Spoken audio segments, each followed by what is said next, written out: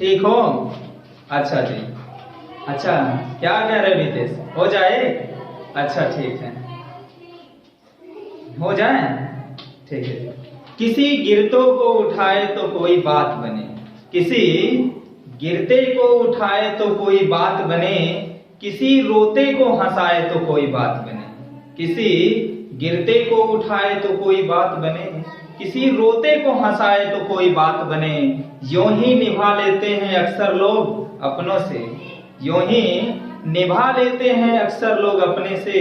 कभी गैरों से निभाए तो कोई बात बने, कभी गैरों से निभाए तो कोई बात बने। आप सभी लोगों को यूएसवी शिक्षण संस्था में स्वागत है। चलो बच्चों, आज का जो आपका पार्ट 2 बना है, क्योंकि पार्ट फर्स्ट में आप लोगों ने जो रस के अंक होते हैं, कौन कौन से, विभाव, अनुभाव और संचारी भाव, संचारी भाव, इस पर चर्चा हो चुका है जो पार्ट फर्स्ट बना है। आज हम लोग पार्ट सेकंड पढ़ेंगे जो स्टार्ट होगा अस्थाई भाव। अस्थाई भाव क्या होते हैं? जो हृदय में विद्यमान होते हैं। यहां पर देख लीजिए, हृदय में मूल रूप से विद्यमान रहने वाले भाव को ही क्या कहते हैं?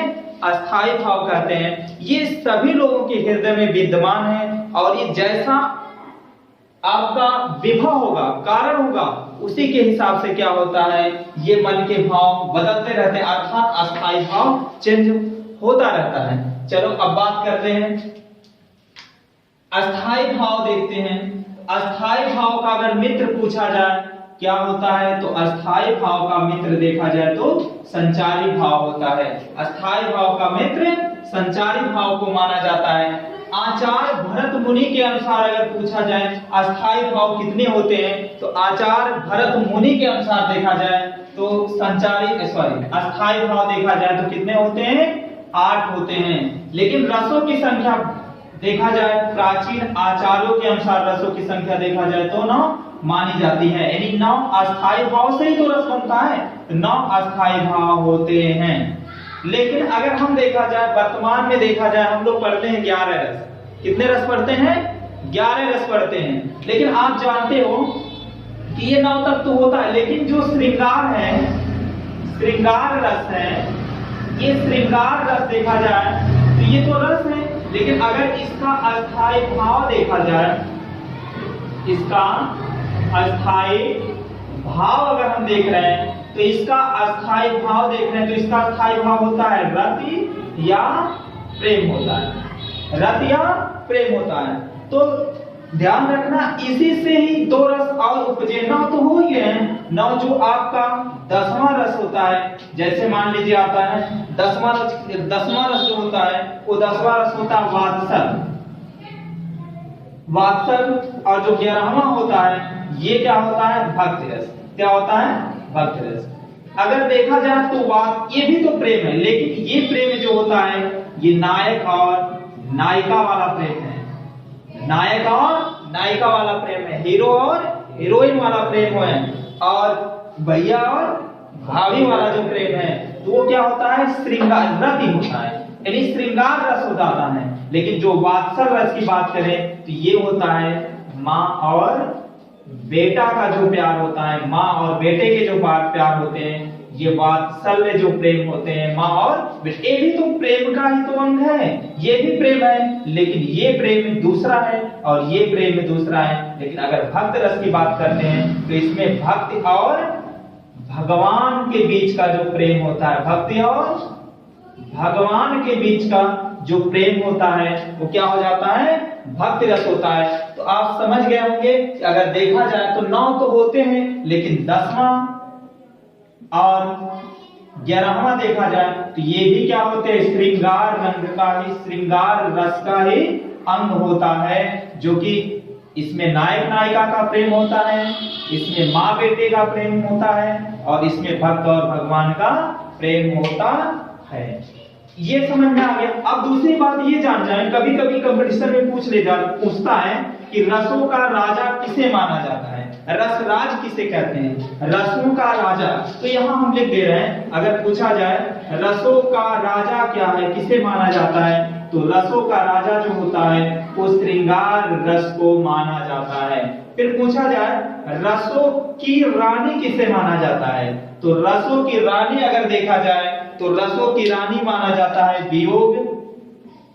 वियोग को किसको माना जाता है? वियोग को या भी प्रलंबन, या भी प्रलंबन को माना जाता है। तो इसको आप लोग उतार लीजिए। अब देखते हैं कि ये जो अस्थाई भाव है ये हर किसी के हृदय में विद्यमान होते हैं, और जैसे जैसे वस्तु देखते हैं अर्थात विभव होते हैं उसी के अनुसार क्या होते हैं, वो चेंज होते रहते हैं। चलो बच्चों, आज हम एक कहानी के द्वारा इसको याद करते हैं। चलो ध्यान रखना, आप जानते हो कि पुराने जमाना में देखा जाए तो अक्सर राजा या रानियां शिकार करने के लिए जंगल में जाते थे। तो ये बात उस समय की है, एक राजकुमार भी शिकार करने के लिए जंगल में जाता है और एक राजकुमारी भी शिकार करने के लिए जंगल में जाते हैं।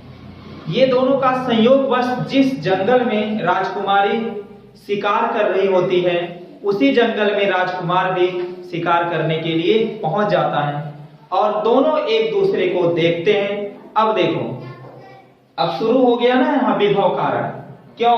क्योंकि जब राजकुमार राजकुमारी को देखते हैं तो तुरंत राजकुमार के हृदय में, तुरंत राजकुमार का हृदय बदलता है और उनके हृदय में रति नामक अस्थाई भाव उत्पन्न होता है।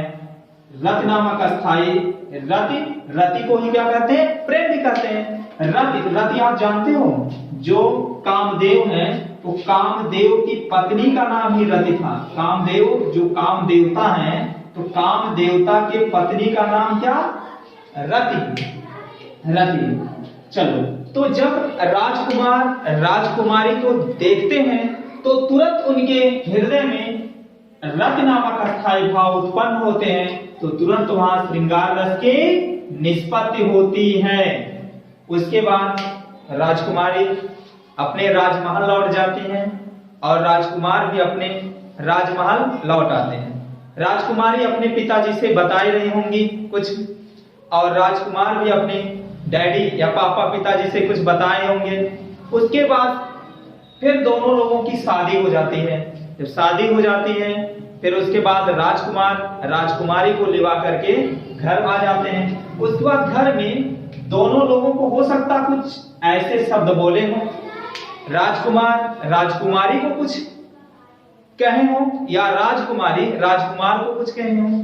इस तरह से कुछ शब्द, चाहे जो कोई शब्द ले लो, जैसे जिसकी बीबी मोटी उसका भी बड़ा नाम है, और इस तरह से मान लीजिए कुछ ऐसे शब्द बोले तो तुरंत राजकुमारी क्या हुई? हंसने लगी। जब राजकुमारी हंसने लगी तो तुरंत क्यों हंसी? क्योंकि उनके हृदय में हास नामक अस्थाई भाव उत्पन्न होता है। तो तुरंत राजकुमारी हंसने लगती है और तुरंत जाकर के हास रस की निष्पत्ति होती है।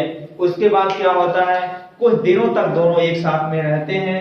उसके बाद थोड़े दिनों के बाद फिर उनके राज्य में युद्ध शुरू हो जाता है। उसके बाद राजकुमार युद्ध करने के लिए युद्ध क्षेत्र में चले जाते हैं और युद्ध करते करते शहीद हो जाते हैं। जब इसकी खबर राजमहल में पहुंचता है तो पूरा राजमहल जो भी थे सभी लोगों के हृदय में तुरंत अस्थाई, कौन सा अस्थाई भाव? शोक नामक अस्थाई भाव उत्पन्न हो जाता है और वहां तुरंत करुण रस की निष्पत्ति हो जाती है। जब कुछ समय बीतता है उसके बाद राजकुमारी के ये मन में एक आता है, उत्साह आता है कि मैं जरूर अपने पति का बदला लूंगी। तो तुरंत उनके हृदय में उत्साह नामक अस्थाई भाव उत्पन्न होता है और तुरंत वहां वीर रस की निष्पत्ति हो जाती है। उसके बाद फिर उन्हें राजकुमारी को गुस्सा आता है, क्रोध आता है, तो तुरंत वहां अस्थाई भाव, क्रोध नामक अस्थाई भाव उत्पन्न हो जाता है। वहां रौद्र रस की निष्पत्ति हो जाती है। उसके बाद फिर क्या हो जाते हैं? ये हाथ में तलवार लेती है और अपने पति का बदला लेने के लिए दुश्मनों के पास हाथ में तलवार लिए जाती हैं, तो सारे दुश्मन भय से कांपने लगते हैं। सभी दुश्मन भय से कांपने लगते हैं, डरने लगते हैं। तो तुरंत वहां भयानक रस की निष्पत्ति हो जाती है। उसके बाद फिर वो क्या करती है, घृणा करती हुई, हेट करती हुई, घृणा करती हुई उस सभी से घृणा करने लगती है और मारने लगती है। एक किनारे से सारे जितने वहां सब थे दुश्मन, सबको एक किनारे से छपकती हुई जा रही है घृणा से। उसके बाद फिर क्या होता है, तुरंत वहां विभत्स रस की निष्पत्ति हो जाती है। सभी जो भी वहां के और लोग थे सब आश्चर्य में पड़ गए, सब आश्चर्य में पड़ गए कि एक स्त्री होकर के इतने पुरुषों का सर कलम कर रही है। तो सभी लोग आश्चर्य में पड़े, उनके हृदय में आश्चर्य नामक अस्थायी भाव उत्पन्न हो जाता है। तो तुरंत अर्बुद रस की निष्पत्ति हो जाती है। उसके बाद जब ये अपने पति का बदला ले लेती हैं, तो उनके हृदय में निर्वेद नामक अस्थायी भाव उत्पन्न हो जाता है। तुरंत शांत रस की निष्पत्ति होती है। उसके बाद फिर बच्चे उच्चे हो गए होंगे, तो वहां माँ और बेटे का प्रेम हो गया, तो उनके हृदय में वात्सल नामक अस्थायी भाव उत्पन्न हुआ, तो हाँ वात्सल रस की निष्पत्ति होती है। उसके बाद बुढ़ापा आ गई, बुढ़ापा आ जाती है जब, तो भक्ति की जरूरत पड़ती है। उसके बाद बुढ़ापा, उनके अंदर अनुराग नामक अस्थायी भाव उत्पन्न हो गया। उसके बाद भक्ति रस की निष्पत्ति होती है। एक चीज आप लोगों ने ये देखा, अस्थायी भाव जो होता है ये शुरू से लेकर के अंत तक बनी रहती है। यानी ऐसा भाव जो शुरू से लेकर के अंत तक बनी रहती है, उसी को ही क्या कहते हैं, अस्थायी भाव ही कहते हैं। तो आप लोगों ने देखा ये श्रृंगार रस का ही ये दोनों भाग है, श्रृंगार रस का ही ये दोनों भाग है। क्योंकि यहाँ भी प्रेम, लेकिन ये कैसा प्रेम, नायक नायिका का प्रेम, भैया भाभी का प्रेम, पति पत्नी का प्रेम जो होता है श्रृंगार रस होता है। लेकिन ये भी तो प्रेम है, वात्सल्य भी तो प्रेम है। लेकिन ये प्रेम कैसा है, माँ और बेटे का प्रेम है। ये भी कैसा प्रेम है, भक्त और भगवान का प्रेम है। चलो बच्चों, इसको आप लोग उतार लीजिएगा। अब हम लोग पढ़ते हैं जो पहला आपका रस है, वो रस क्या है, श्रृंगार रस। क्या पढ़ेंगे, श्रृंगार रस। आप जानते हो श्रृंगार रस का अगर देखा जाए अस्थाई भाव, अस्थाई भाव अगर देखा जाए तो श्रृंगार रस का अस्थाई भाव क्या होता है, रति। रति समझ में आ रहा है ना, ये कामदेव के श्रीमती जी का नाम है रति। रति, और रति को ही क्या कहते हैं, प्रेम भी कहा जाता है। ये हो गया आपका अस्थाई भाव, किसका, श्रृंगार रस का अस्थाई भाव है, जिसे रति या प्रेम भी कहा जाता है। चलो अब देखो श्रृंगार रस, बात आ गई ना श्रृंगार। तो लोग श्रृंगार कब करते हैं, कब श्रृंगार होती है, श्रृंगार कब होती है, जब कुछ तो बात होती है तभी तो श्रृंगार होती है। जैसे मान लीजिए देश, आपके भैया को ले लिया जाए, अरे आपकी भाभी को ले लिया जाए। आपकी भाभी श्रृंगार कब करेंगी, किसके लिए, भैया के लिए। कब, जब उनके हृदय में रति या प्रेम नामक अस्थायी भाव जागृत होगा, तब जाके वो श्रृंगार करेंगे। चलो हम आ जाते हैं इस टॉपिक पे। देखो श्रृंगार रस किसे कहते हैं, जब नायक और नायिका का मधुर मिलन या अलगाव होता है। अरे भाई मिलन है तो विछड़न भी तो होगा। जब नायक और नायिका का मधुर मिलन या अलगाव होता है तो उसे ही क्या कहते हैं, श्रृंगार रस कहते हैं। तो एक इधर बात हो रही है, एक तरफ तो कहा जा रहा है मिलन और दूसरी तरफ तो कहा जा रहा है अलगाव। तो इस तरह देखा जाए तो श्रृंगार रस दो रूपों में बढ़ जाते हैं। श्रृंगार रस के दो भेद हो जाते हैं। एक तो जो मिलने वाले होते हैं, दोनों लोग मिलेंगे तो वहां हो जाता है संयोग श्रृंगार रस, और एक तो होता है कि वो बिछड़ जाएंगे, मिले हैं तो बिछड़ेंगे भी जरूर। तो अगर वो बिछड़ रहे हैं तो हम वहां क्या कहते हैं, वियोग श्रृंगार रस। अब बात कर लेते हैं संयोग श्रृंगार रस किसे कहते हैं। संयोग माने मिलन, कहते हैं भैया संयोग से मिल गए, यानी मिलन की बात हो रही। संयोग श्रृंगार रस यानी जब नायक और नायिका का मिलन होता है तो तुरंत वहां क्या हो जाता है, संयोग श्रृंगार रस होता है। आप पता है ना कि पुष्प वाटिका में भगवान श्री रामचंद्र जी किससे मिले? सीता से मिले। वो मिले, वहां मिलन हुआ। तो हम देखा जाए तो वो दोनों दृश्यों को देख करके अगर कहा जाए तो उन दोनों के लिए जो पंक्ति लिखी जाएगी तो क्या होगा? संयोग श्रृंगार रस होगा, क्योंकि वहां माता सीता और भगवान श्री रामचंद्र जी का मिलन हुआ। अब इसका एक उदाहरण देखते हैं। ये उदाहरण देखो, बतरस लालच लाल की मुरली धरी लुकाए, साम करे भवन हसे देर कहे न टिक जाए। तो इसमें ध्यान रखना, संयोग रस यानी मिलन की बात हो रही है, नायक और नायिका का मिलन की बात हो रही है। ये उस समय की बात है जब राधिका से श्री कृष्ण जी बात नहीं करते हैं, या गोपियों से श्री कृष्ण जी बात नहीं करते हैं, राधिका से बात नहीं करती हैं। तब वो लोग क्या करती हैं? बतरस लालच लालच की, यानी बात करने के लालच में, यानी बात करने के लिए मुरली धरी लुकाए, श्री कृष्ण जी के मुरली को छिपा देती है। राधिका जी श्री कृष्ण जी, अब देखो यहाँ प्रेम, भाई प्रेम प्रकट हो रहा है यहाँ पे। अगर ऐसे दृश्य हो रहा है तो इसका मतलब बात करने के लालच में गोपियां, सॉरी राधिका जो है वो क्या करती हैं? श्री कृष्ण जी की मुरली को छुपा देती हैं। फिर उसके बाद करें, सौ करे भवन से, सो भी कर रही हैं, ले ले तो बाटे, आओ आओ ले ले तो ही, यानी सो भी कर रही हैं, भवन से हंस रही है, उनकी जो भावें बता रही हैं, ये मुरली यही छिपाई है, ये मुरली ये छिपाई है। साह करे भवन से, सो भी कर रही हैं, और उनका जो भवन है वो बता रहा है कि ये मुरली राधिका नहीं चुराई। देन कहे नट जाए, जब श्री कृष्ण जी मांगते हैं, देने के लिए कहते हैं, तो फिर कहती हैं देन कहे नट जाए, तो फिर देने से इनकार कर देती हैं, देने से मना कर देती हैं। तो इस पंक्तियों से क्या हुआ? इस पंक्तियों से क्या हुआ? मिलन की बात हो रही है, एक प्रेम और प्रेमी और प्रेमिका की मिलन की बात हो रही है। चलो अब हम देखते हैं वियोग श्रृंगार रस। चलो अब हम देखते हैं वियोग श्रृंगार रस। आपने देखा संयोग में मिलन होता है, अब वियोग श्रृंगार, इसमें क्या होता है? नायक और नायिका का अलगाव होता है, बिछड़ाव होता है। जब नायक और नायिका का अलगाव हो, बिछड़ाव हो, लेकिन ये संभावना बनी रहे कि मिलेंगे, अगर वो हमेशा हमेशा के लिए अलग नहीं होते, ये संभावना क्या होती है?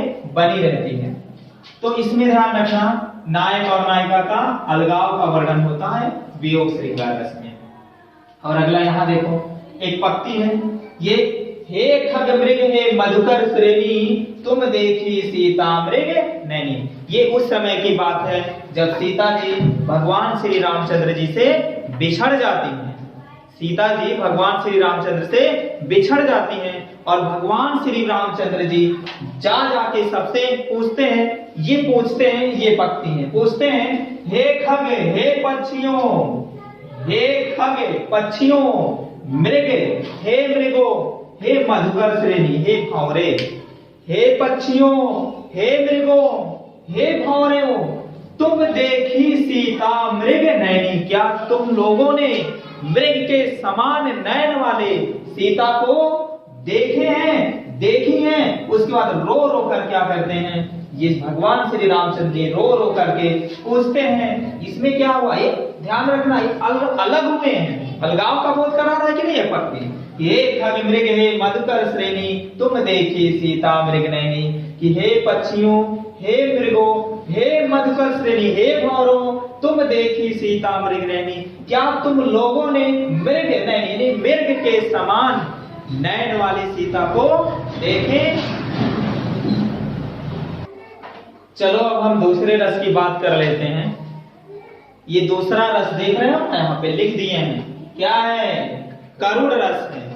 करुण रस का अगर देखा जाए, अस्थाई भाव देखा जाए बच्चों, तो इसका अस्थाई अगर भाव हम देख रहे हैं तो इसका अस्थाई भाव होता है शोक। क्या होता है जी? शोक या दुख भी कह लो, चलो इसका अस्थाई भाव होता है। अब ये ध्यान रखना बच्चों, इसमें क्या होते हैं कि नायक और नायिका हमेशा के लिए एक दूसरे से दूर हो जाते हैं, यानी मिलने की संभावना नहीं बनती है। आपने इससे पहले पढ़ा वियोग में, क्या पढ़ा? वियोग श्रृंगार रस। वियोग श्रृंगार रस में भी अलग होते हैं। नायक नायिका एक दूसरे से तो अलग होते हैं, लेकिन अलग तो होते हैं, लेकिन ये संभावना बनी रहती है मिलने की, संभावना बनी रहती है मिलने की। इसमें भी तो अलग होते हैं, लेकिन ये मिलने की संभावना बनी रहती है। लेकिन ध्यान रखना बच्चों, जो करुण रस है इनमें नायक और नायिका तो अलग होते हैं, लेकिन हमेशा हमेशा के लिए अलग होते हैं। इसमें मिलने की कोई संभावना नहीं होती है। तो ऐसी स्थितियों में हृदय में जो देखा जाए भाव, वो शोक या दुख नामक भाव निकल कर बाहर आता है, जहां तुरंत करुण रस की निष्पत्ति हो जाती है। एक उदाहरण के माध्यम से हम समझते हैं। ये पंक्ति है उस समय की, जब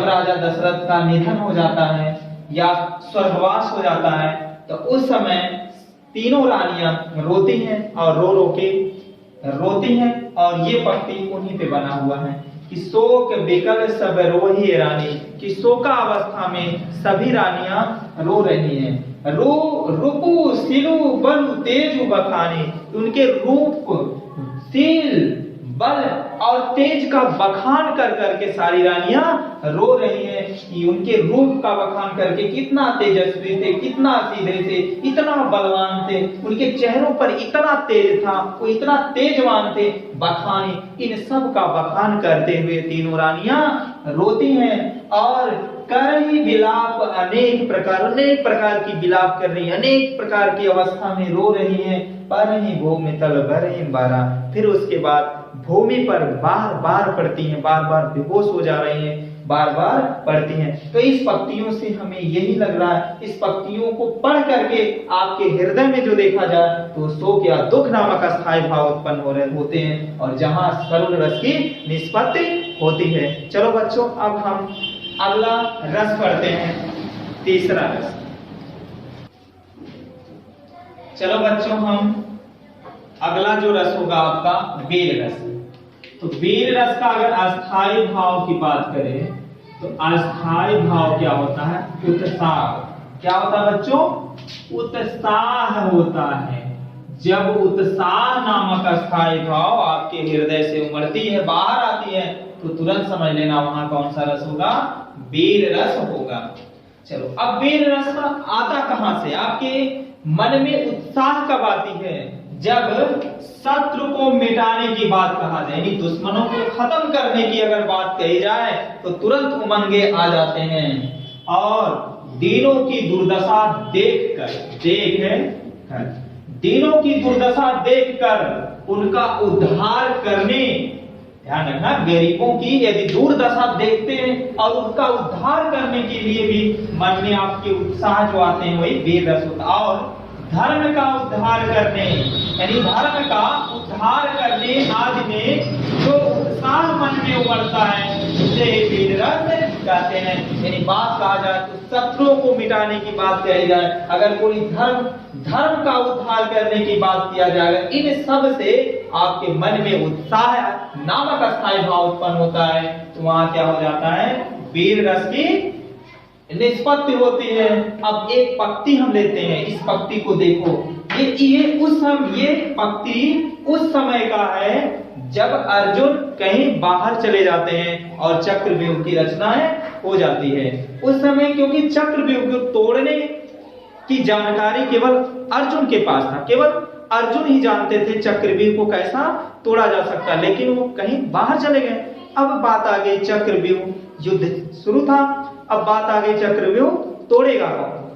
तो अभिमन्यु जो है, अभिमन्यु कहता है तो कि मैं तोड़ूंगा, लेकिन सब कहते हैं नहीं, अभी तो तुम बच्चे हो, अभी तुम बच्चे हो, ये सब नहीं कैसे कर सकते हो। तो अभिमन्यु कहता है कि मैं सच कहता हूं सके, कि मैं सत्य कह रहा हूं। सुनो सभी लोग, हे मित्रों, हे सभी लोगों सुनो, मैं सच कहता हूं, सुकुमार मत जानो मुझे, बच्चा मत मुझे जानो, मैं सच कहता हूं सके, सुकुमार मत जानो मुझे।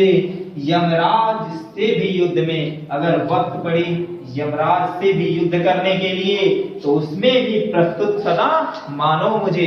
अगर यमराज से भी लड़ने की बात आ जाए तो मैं यमराज से भी जीत कर दिखाऊंगा। तो अगर इस पंक्तियों को देखा जाए तो इस पंक्तियों को पढ़ने से एक उत्साह आती है, एक जुनून आती है, एक उमंग आती है, एक उत्साह नामक, ध्यान रखना है, अस्थाई भाव उत्पन्न हो रहा है तो तुरंत वीर रस की निष्पत्ति हो जाती है। बहुत सारे पंक्तियों जैसे वीर तुम बढ़े चलो, वीर तुम बढ़े चलो, सामने पहाड़ है, इस तरह से। फिर और देख लिया जाए, रणवीर चौकड़ी भर भर कर चेतक बन गया निराला था, राणा प्रताप के कोने से। तमाम इस तरह से पंक्ति है, बहुत सारी पंक्तियां हैं। तो अब हम अगले रस की बात करते हैं।